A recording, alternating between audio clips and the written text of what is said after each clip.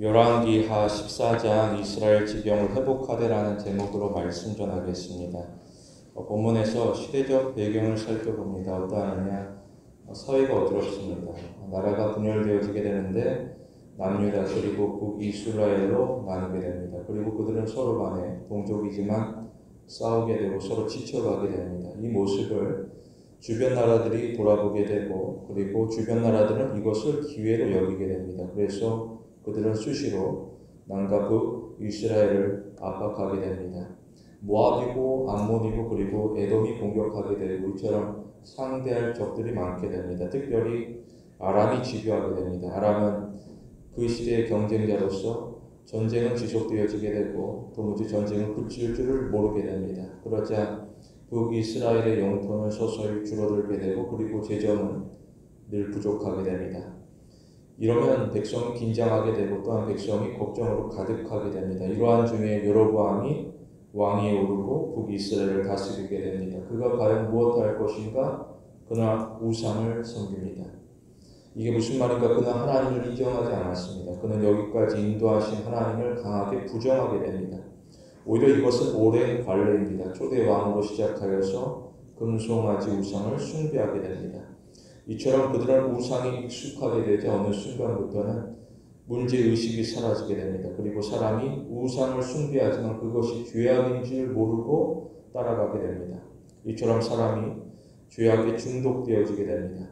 혹시나 우상을 떠나가면 어떠하느냐? 사람이 불안하게 되고 견딜 수가 없습니다. 이처럼 여로보암은 견딜 수 없는 마음으로 우상에게 찾아가서 간절하게 도움을 청하게 됩니다.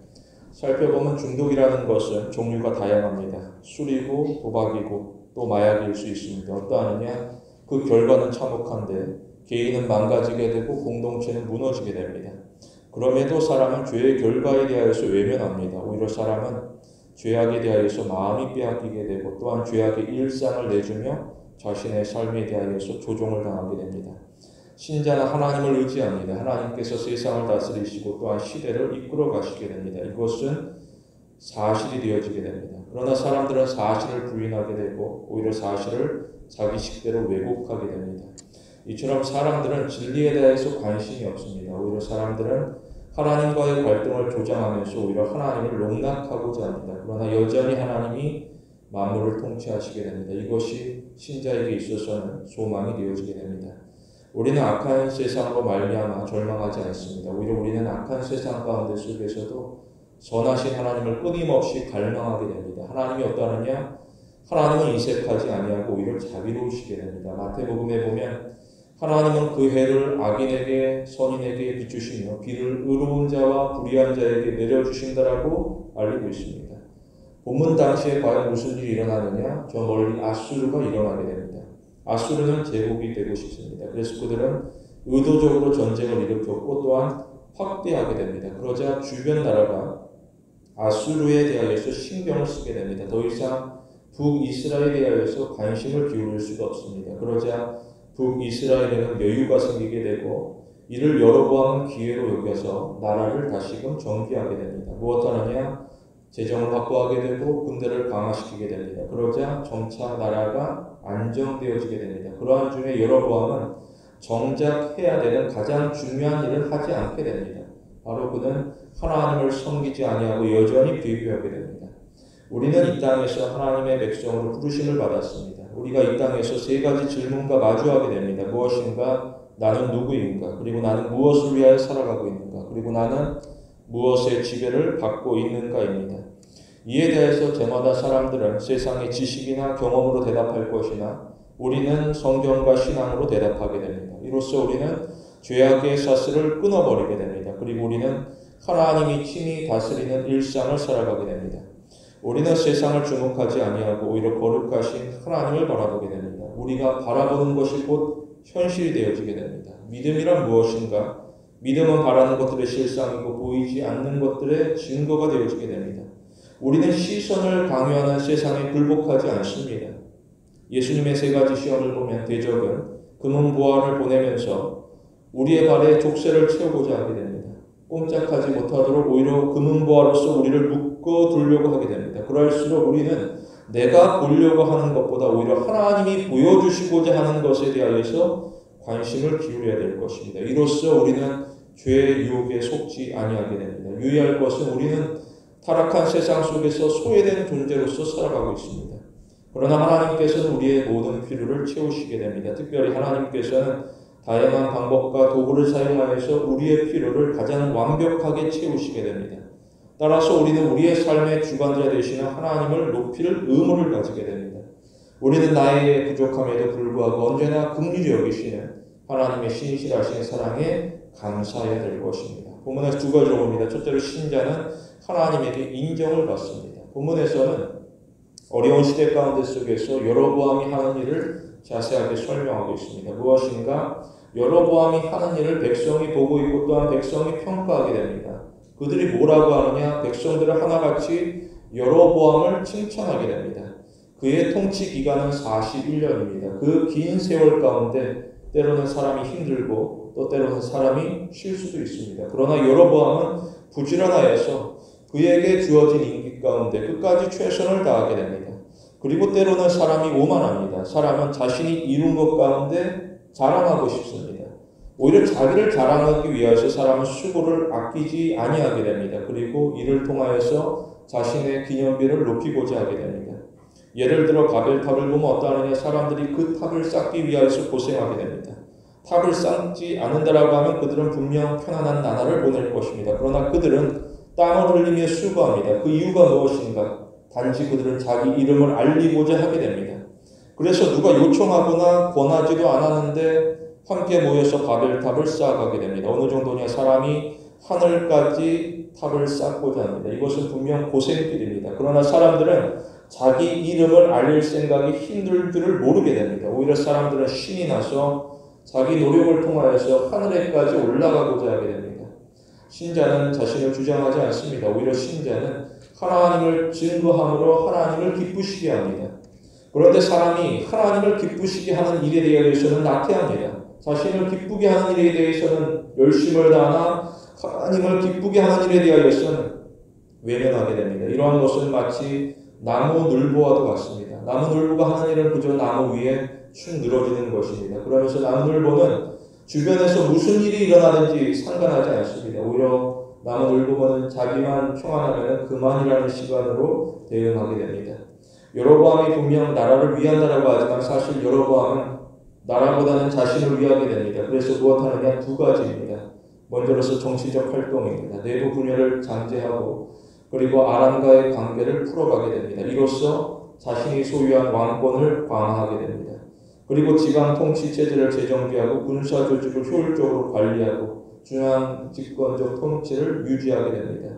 또한 농업과 무역을 활성화하게 되고 경제가 회복되어지게 되는데 결국 이것도 무엇인가? 내가 계획한 바를 다 한번 해보고 싶다. 내가 목표를 한번 다 이루고 싶다. 결국은 자신을 위한 것입니다. 또한 군사적 활동을 이어가게 되는데 그는 전쟁을 일으키게 됩니다.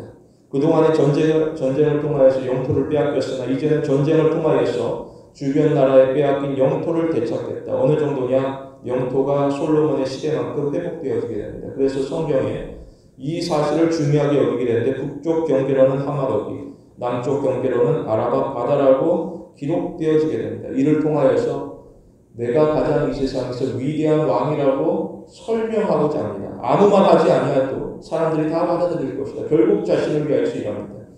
이에 대해서 사람들이 놀라게 됩니다. 어느 누구도 이러한 일이 올 줄은 생각하지 못하였습니다. 그러나 여로보암은 꿈 같은 일을 행하게 됩니다.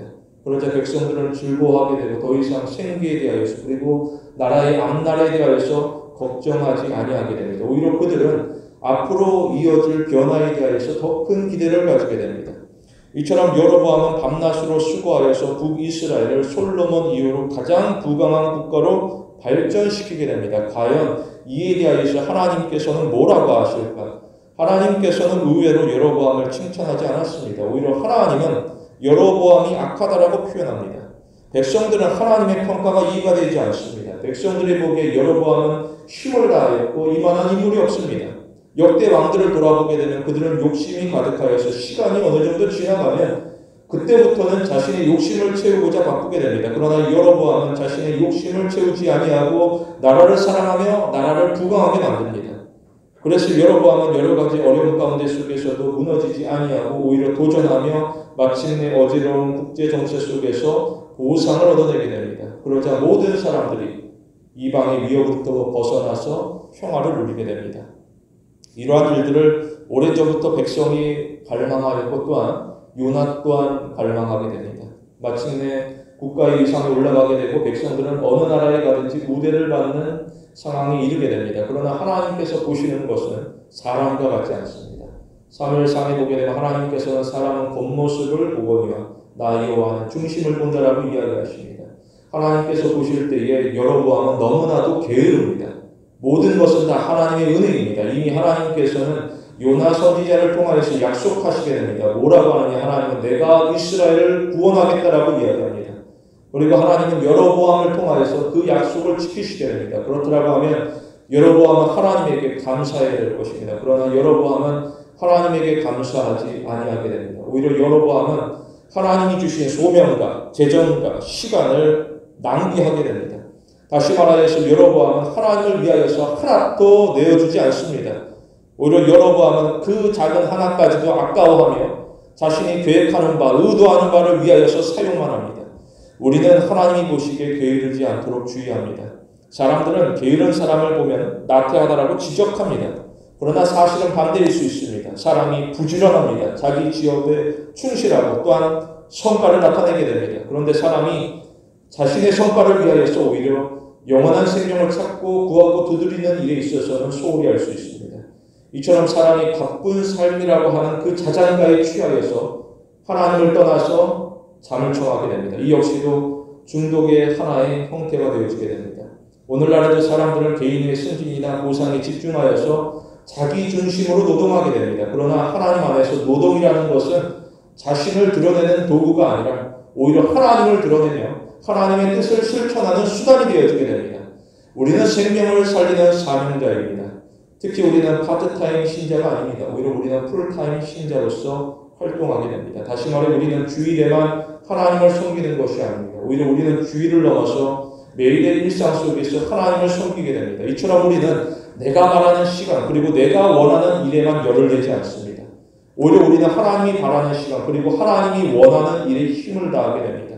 골로새서에 보게 되면 무엇을 하든지 말이나 일에나 다 주 예수의 이름으로 하고 그를 힘입어 하나님에게 감사하라고 알리고 있습니다. 특별히 우리는 하나님의 때와 방식에 대하여서 신뢰합니다. 때로는 사람이 보기에 하나님의 때라는 것은 느리고 하나님의 방식은 부족해 보일 수 있습니다. 마치 어린아이의 작은 도시락과 같습니다. 과연 이것을 가지고서 무엇을 하실까? 그러나 하나님께서 역사하시면 그 작은 도시락을 통하여서 성인 남자만 5,000명 이상이 배부르게 먹게 되는 놀라운 일이 일어나게 됩니다. 이처럼 하나님이 우리의 삶 가운데 임하심으로 성실하게 그리고 풍성하게 은혜를 베푸시게 됩니다. 우리는 조금 더 하나님의 마음 가운데 가까이 다가가야 됩니다. 우리는 하나님을 이용하는 자가 아닙니다. 우리가 하나님 앞에 나올 때는 마트에 장 보러 가는 것이 아닙니다. 다시 말해서 우리는 내가 원하는 상품을 골라서 가는 것으로 기쁨을 느끼지 않습니다. 오히려 우리는 하나님을 진심으로 예배합니다. 다시 말해 우리는 하나님과 친밀한 교제를 나누기를 절절히 사모합니다. 이로써 우리에게 주어질 은총이라는 것은 오히려 한이 없이 풍요롭게 됩니다. 시편에 보면 이스라엘아 여호와를 의지하라. 그는 너희의 도움이시오 너희의 방패시로다. 하나님이 너희를 생각하사 복을 주시되 높은 사람이나 낮은 사람을 막론하고 하나님을 경외하는 자에게 복을 주시리라고 알고 있습니다. 가만히 살펴보면 하나님과 우연히 친밀해지는 경우는 없습니다. 우리는 하나님과의 관계에 있어 노력해야 됩니다. 다시 말해 우리는 하나님에게 마음을 쏟으며 하나님에게 온전히 헌신하기로 결단합니다. 우리가 하나님 앞에 나아가기까지 분명 우리의 노력이 반드시 필요하게 됩니다. 그리고 우리가 하나님 앞에 서게 된다면 그 이후로부터의 결과는 하나님에게 달려 있습니다. 하나님께서는 우리를 지키시고 보호하시게 됩니다. 우리는 나에게 주어진 오늘의 삶이 어떠하든지 최선을 다합니다. 그리고 이후로는 하나님께서 이루실 앞날에 대해서 믿음으로 바라보게 됩니다. 기억할 것은 우리는 하나님 나라에 내 이름을 새기기 위하여서 헌신하는 것이 아닙니다. 오히려 우리는 하나님께서 우리 가운데 값없이 그리고 관대하게 베풀어 주시는 은혜에 감격하여서 충성하게 됩니다. 우리는 하나님의 거룩하신 말씀을 오히려 우리의 마음 가운데 쓰게 될 것입니다. 둘째로 신자는 하나님에게 칭찬을 받습니다. 본문에서는 여로보암 그리고 그 백성에 대하여서 설명하는데 그들이 하는 일을 가르치게 됩니다. 무엇하느냐? 나라가 안정되어지게 되고 경제가 발전하게 됩니다. 그러자 개개인이 부유합니다. 어느 정도냐? 솔로몬의 시대와 같다라는 것입니다. 솔로몬의 시대는 은이 돌과 같이 흔하게 됩니다. 그야말로 사회에 부족함이 없이 넉넉하게 됩니다. 그러자 모든 사람들이 행복을 누리느냐? 그렇지 않습니다. 오히려 양극화가 심해지게 됩니다. 다시 말하여서 부자는 더욱더 부유해지고 가난한 자는 더욱더 가난해지게 됩니다. 왜냐? 백성들이 이기적으로 반응하기 때문입니다. 각 사람마다 하나님을 의지하지 않습니다. 오히려 자신이 소유한 권력과 그 소유에 더욱더 집요하게 의존하게 됩니다. 그래서 누구는 가난한 자를 더욱 압제하고 탈취하게 됩니다. 이것은 이방 나라가 행하는 모습과 동일하게 됩니다. 이처럼 사람이 하나님을 떠나가면 오히려 불의한 세상 방식을 여과 없이 받아들이게 됩니다. 그리고 사람은 아무런 고민 없이 죄악된 방법을 적용하면서 자신의 부를 이루고자 노력하게 됩니다. 창세기 6장에 보게 되면 용사가 등장합니다. 용사가 과연 무엇하느냐? 용사가 세상을 구원하느냐? 용사가 어려운 사람들을 지키고 보호하느냐? 그렇지 않았습니다. 그들은 용사이지만 그들이 가진 힘으로 다른 사람을 억압하게 됩니다. 그리고 그들은 약한 자가 가진 것을 빼앗아서 오히려 남부럽지 않은 삶을 살아가게 됩니다. 그러자 이 모습을 보는 사람들이 어떠하느냐? 사람들은 그들을 증오하지 않았습니다. 오히려 그들을 부러워하게 됩니다. 다시 말해 사람들은 나도 그와 같이 힘을 가져서 그와 같이 평안하고 부유하게 살고 싶다라고 생각합니다. 그러자 사회가 더욱 혼란스럽게 됩니다. 그러나 어느 누구도 제지하지 아니하게 되고 오히려 모든 사람들이 품는 생각 그리고 모든 하는 일이 전부 악할 뿐입니다. 이 모습을 하나님께서 보시게 되고 마음 아파하시게 됩니다. 그러나 사람들은 하나님의 마음에 대해서 조금 더 신경 쓰지 않습니다. 오히려 사람들은 눈앞에 보이는 무언가를 더 얻고자 시선이 오로지 이 땅에 머물게 됩니다. 하늘을 보는 것이 아니라 이 땅 가운데 머무르게 됩니다. 이처럼 물질적 번영이라는 것이 항상 하나님이 복 주신다라는 지표가 될 수는 없습니다. 오히려 물질적 번영이 맹목적인 야망의 결과일 수도 있습니다. 주목할 것은 누군가 번영을 이루게 됩니다. 그러면 반드시 하나님께서는 그가 자신에게 주어진 것을 어떻게 사용하는지 책임을 물으시게 됩니다. 이와 관련하여서 선지자 아모스가 경고하게 되는데 이 북이스라엘을 향하여서 외치게 됩니다. 뭐라고 하느냐? 하나님이 가라사대 이스라엘 족속아 내가 한 나라를 일으켜서 너희를 치리니 저희가 하맛 어기에서부터 아라바 시내까지 너희를 학대하리라고 말합니다.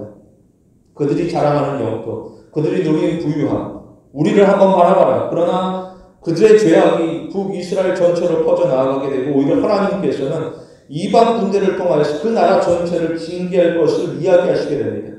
이에 대해서 백성은 두려워해야 됩니다. 그런데 백성이 하는 일은 무엇인가? 백성은 하나님을 무시하며 오히려 자신의 편한 대로 세상을 살아가게 됩니다. 그래서 강한 자는 자신보다 약한 자를 괴롭히고 일에 대하여서 즐거워하게 됩니다. 이처럼 사람들이 하나님이 은혜 주셨음에도 오히려 사회적 불의와 종교적 타락과 도덕적 해이로서 대응하게 됩니다. 그러나 이러한 날은 오래갈 수가 없습니다. 그럼 결국에는 하나님의 진노와 맞닥뜨리게 됩니다. 그럼에도 사람들은 자신의 날이 영원할 줄로 착각합니다. 그래서 아모스는 이 여로보암 시대의 악행을 다시금 설명하게 됩니다. 어떠하느냐? 사람들이 사치스럽게 잔치합니다. 그러면서 그들이 하는 말은 나는 근심이 없다라고 말합니다. 나아가서 사람들은 연약한 자에 대한 관심을 거둘 채 이 모든 것이 하나님에게 나에게 복 주신 것이라고 하나님이 복 주실 것만 바라고 있습니다. 이처럼 사람은 눈에 보이는 성공을 그저 내가 수고해서 하나님께서 주실 복으로 착각하게 됩니다. 그래서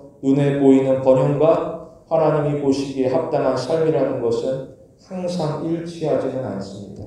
우리는 말씀으로 우리 자신을 지킵니다. 사단이 예수님을 시험할 때에 그 시험은 세 가지였습니다. 그 주제는 너무나도 매력적입니다. 항상 부유하고 항상 존경받으며 항상 부족할 것이 없이 풍성합니다. 심지어 배가 고플 때에 돌이 떡이 되게 하는 그러면 배고플 일이 없다. 돌은 어디에나 있을 것이니 언제나 배부른 삶을 살아간다. 신약시대에는 대다수가 빈곤한 삶입니다. 오죽하면 사람들이 오병이어 기적에 흥분하여서 예수님을 억지로 왕으로 삼고자 하게 됩니다. 배부른 삶, 풍요로운 삶, 바로 사람들이 꿈꾸는 이상적인 삶이 되어지게 됩니다. 그러나 사람이 정작 말씀을 떠나가게 되면 오히려 도덕적으로 쇠퇴하게 되고 세속적으로 부패하게 됩니다. 우리는 자기 목적을 위하여서 하나님의 자비하심을 이용하지 않습니다. 오히려 우리는 하나님이 긍휼히 여기신 그 자체에 관심을 기울입니다. 왜 하나님께서는 이들에게 은혜를 베푸셨느냐? 이것은 그들이 하나님에게 잘하고 있어서가 아닙니다. 그리고 오히려 그들이 하나님 앞에 성심을 품고 있어서가 아닙니다. 오히려 그들이 너무나도 불쌍하기 때문에 세상에서 핍박받고 괴로움을 당하고 있기 때문에 하나님께서 그들 가운데 은혜를 베풀어 주시게 됩니다. 그래서 26절에서 이는 하나님이 이스라엘의 고난이 심하여 매인자도 없고 노인자도 없고 이스라엘을 도울 자도 없음을 보셨다라고 알고 있습니다.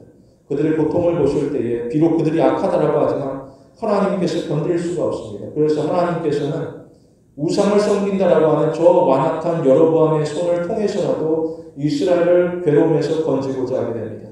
그러나 사람들은 하나님의 마음을 헤아리지 않습니다. 오히려 그들은 내 눈앞에 보이는 번쩍이는 것에 마음을 빼앗기게 됩니다. 우리는 나의 상황을 따라서 하나님을 수정하지 않습니다. 내가 어렵다 따라서 하나님께서는 반드시 도와주셔야 된다. 또는 내가 잘 된다. 이것은 내가 하나님에게 잘하고 있기 때문이다. 이처럼 기준이 오직 자신에게 기울어져서 하나님을 판단하지 않습니다. 오히려 우리는 어떠한 상황에서든지 하나님의 뜻을 알고자 노력합니다. 특별히 우리는 고결한 목표를 위하여서 하나님에게 위임된 권한을 부여받고 세상에 보내심을 받았습니다. 우리가 해야 할 일은 이 땅에서 잘 먹고 잘 사는 게 전부가 아닙니다. 우리가 하나님의 의도를 벗어난다고 하게 되면 내가 잘 먹고 잘 살더라도 오히려 철저히 무지하고 무능한 삶을 살아가는 것입니다. 오히려 우리가 이 땅에서 해야 될 일은 하나님과 연합하여서 하나님께서 부여하신 자신의 본분에 최선을 다하는 것입니다. 사람이 혹 하나님을 떠나가게 되면 그는 밖에 버리워진 마른 가지와도 같은 삶을 살아갑니다.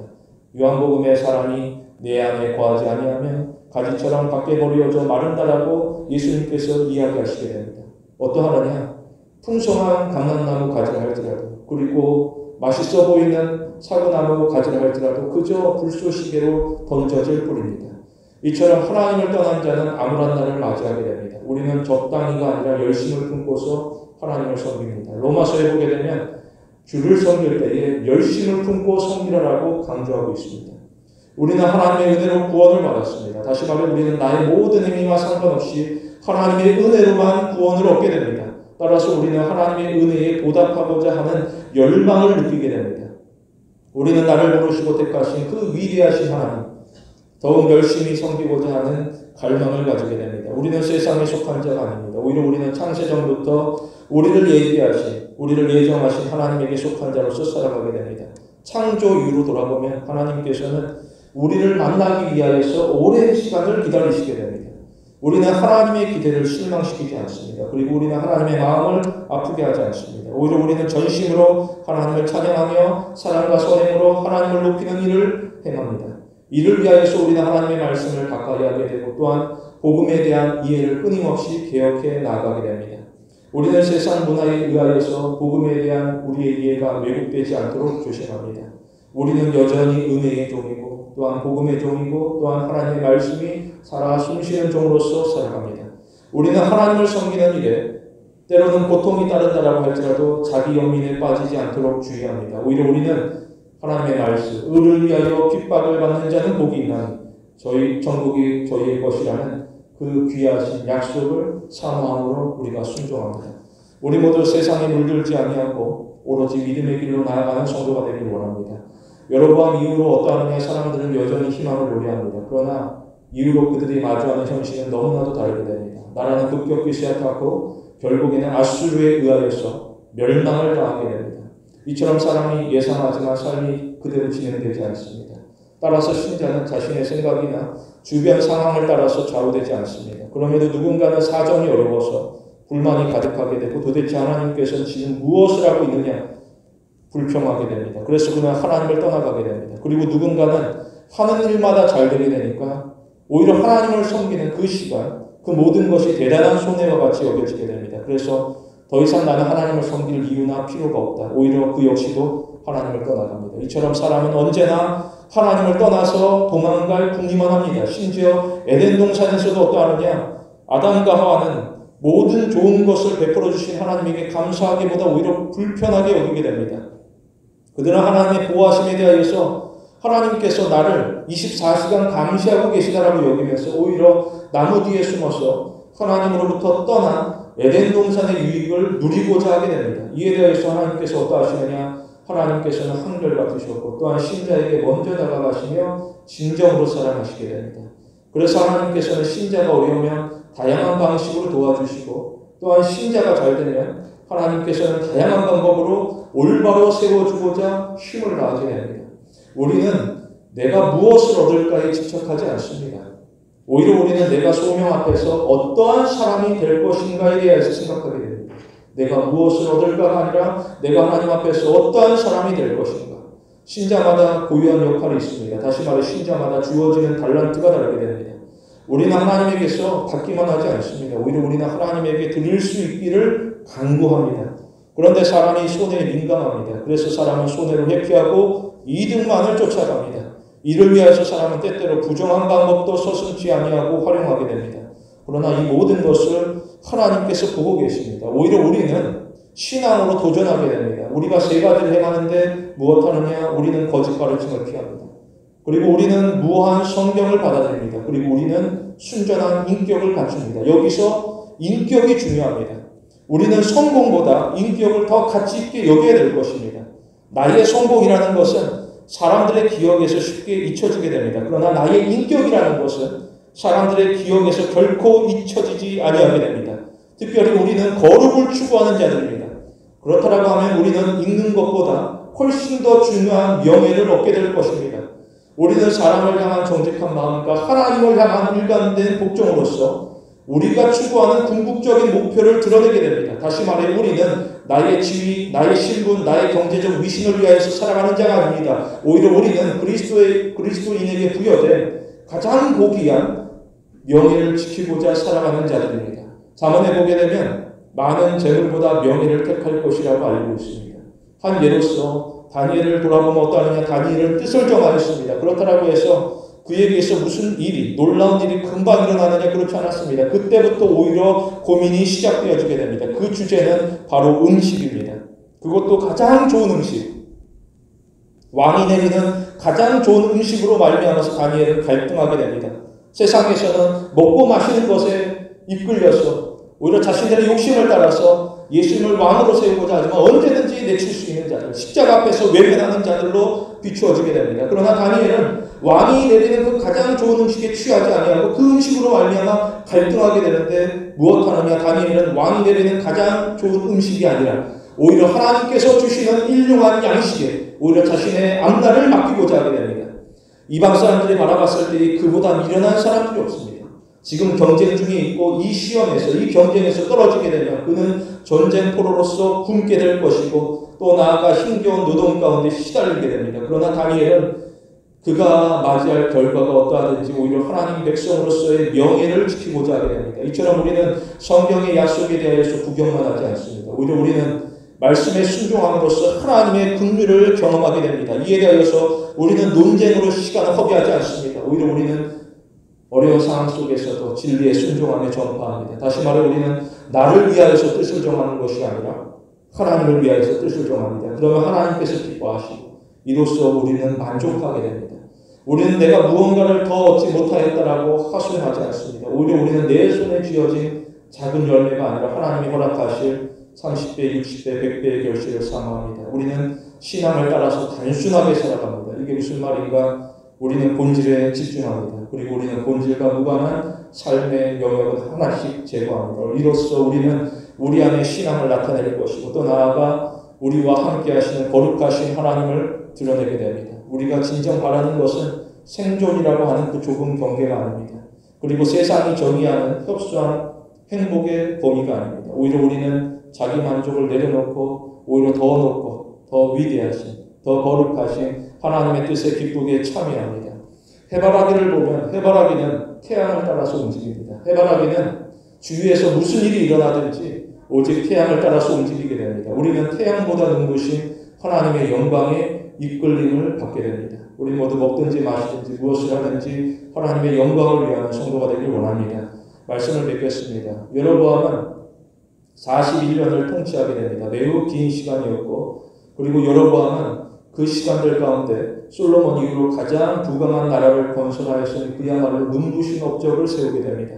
그러나 성경은 그에 대해서 단 7줄로 기록하고 있습니다. 23절부터 29절까지가 그의 일생에 대한 전부입니다.